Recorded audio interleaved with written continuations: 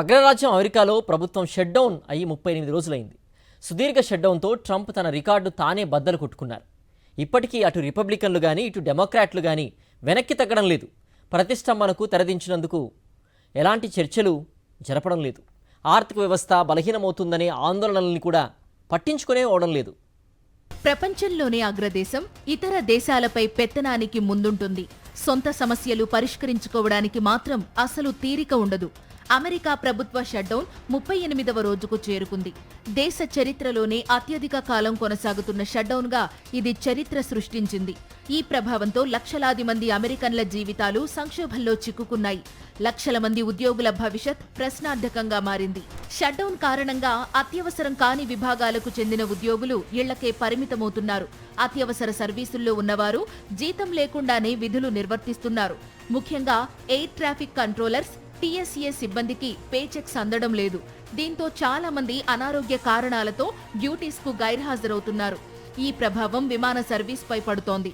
దేశవ్యాప్తంగా పలు విమానాశ్రయాలలో విమానాల రాకపోకలకు అంతరాయం ఏర్పడుతోంది.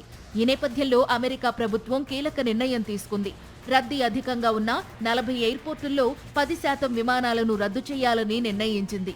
ఈ మార్పులు శుక్రవారం నుంచి అమల్లోకి రానున్నాయి. సెనెట్లో రిపబ్లికన్లు ప్రవేశపెట్టిన ఫెడరల్ నిధులకు చెందిన బిల్లును డెమోక్రాట్లు అడ్డుకోవడంతో అక్టోబర్ 1 నుంచి అమెరికా ప్రభుత్వం షట్డౌన్లోకి వెళ్లింది. ట్రంప్ గత ప్రభుత్వంలో సుదీర్ఘంగా 37 రోజుల పాటు షట్డౌన్ కొనసాగింది. ఈసారి ఆ రికార్డును దాటేసింది. ఇప్పటికీ ఇది ముగిసే అవకాశాలు కనిపించడం లేదు.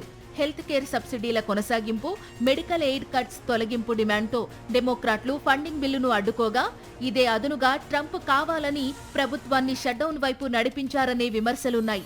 అయినా సమస్య పరిష్కారం దిశగా ఎలాంటి ప్రయత్నాలు జరగడం లేదు. షట్డౌన్ కారణంగా అగ్రరాజ్యం ఆర్థిక సంక్షోభం దిశగా పయనిస్తోంది. అక్టోబర్ 1 నుంచి ఇప్పటి వరకు దాదాపు $7 బిలియన్ పైనే, అంటే 62,195 కోట్ల రూపాయల నష్టం వాటిల్లింది. షట్డౌన్ ఎత్తివేసి పూర్వ పరిస్థితులు ఏర్పడినా అది తిరిగి పొందలేని నష్టమని నిష్పక్షపాతంగా పనిచేసే కాంగ్రెస్ బడ్జెట్ ఆఫీస్ నివేదిక వెల్లడించింది. ఈ పరిస్థితి ఇలాగే కొనసాగితే రాబోయే కాలానికి మరింత నష్టం ఏర్పడుతుందని హెచ్చరించింది.